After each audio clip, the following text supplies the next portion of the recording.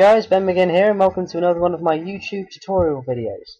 In some of my previous videos we've looked at hard disk partitioning, and in this video we're going to look at a little bit of software that I stumbled on to about a year ago called VirtualBox. And the impressive thing about this bit of software is that you can use it to mount operating systems in a virtual machine environment. I'll explain that in a little bit more detail later on, but if you want to get this software, the web address is up here. It's free and it's compatible with most operating systems, and it's a download for all kinds of different operating systems. I'm running on Windows, as you can see. So I've already got it installed on my machine. So I'm just going to run VirtualBox, and this is what you'll get.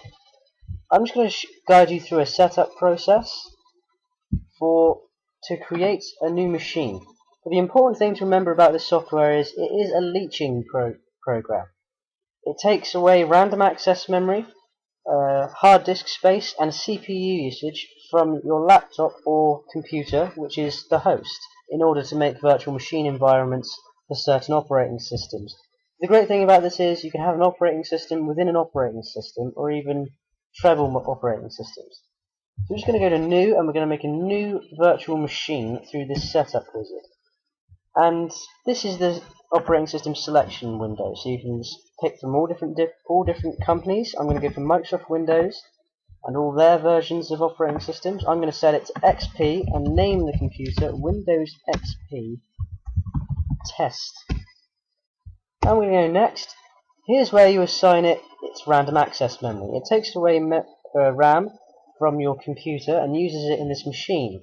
So unless you have a high-powered machine, you want to be careful, because it can decrease the speeds of your actual computer. And the good thing about this program is it knows the minimum requirements for all the operating systems it's compatible with, which is most, if not all. As you can see here, it knows that Windows XP requires a minimum of 129 megabytes of random access memory. So I'm just going to set it a little bit higher to 256, and then press next. Now we get to the hard disk. Now you can use an existing hard disk if you like. You can make a new partition and use it off of that. You can plug in an external hard drive. I'm going to create a new hard disk, and this creates many different options. It can create a VirtualBox disk image and save that somewhere on the current hard drive, virtual machine disk. I'm going to do virtual hard disk, and I'm going to click next, and I'm going to make it dynamically allocated, so it takes up memory as it needs it. We're going to go next, and I'm going to give it a maximum of 15.97 gigabytes, and then I'm going to create that hard disk and then create the machine. Alright, so now we've created the Windows XP testing machine, and as you can see on Windows File Explorer, I have the Windows XP boot disk in my virtual disk drive. Now you can use USB ports, flash drives, your disk drive. I'm using a virtual disk. I'm using Daemon Tools, another bit of creative helpful software. Click on the link above and you can see how to work Daemon Tools. So I'm just going to go into Settings, and then I'm going to go in this little drop down menu to Storage, and here you'll see a little picture of a disk. Next to it will say Empty. So you want to click on Empty, and then you want to go to this little picture of the disk here. Click on that, and then select the host drive where the disk is. I'm going to go on drive E because I'm using the virtual disk. I'm going to press OK, and this is just telling the machine that it's booting from media in a certain drive. So now I'm going to press Start, and we're booting up the machine in a different window. Now you can resize this window if you like. Depending on your screen resolution, it will look good or bad. But as you can see, it is starting Windows XP setup in its own virtual environment. I've given it everything it needs to install the operating system. It's loading all the files now.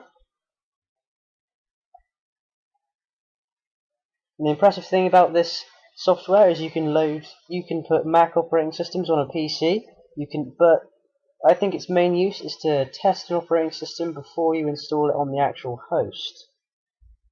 So as you can see, Windows XP setup has started, and it's going to start this machine, and you can make other machines as well, but in order to do that you will need a fairly high powered machine.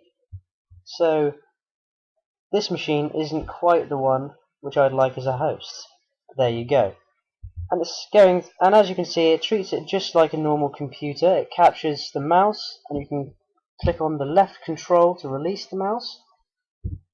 And you can begin the formatting process of the unallocated space which exists within the machine, which I've given it, and it formats and it installs the operating system like anything else. Now this is going to be a long process, so I may show the installation of Windows XP on the virtual machine in my next video, I may not.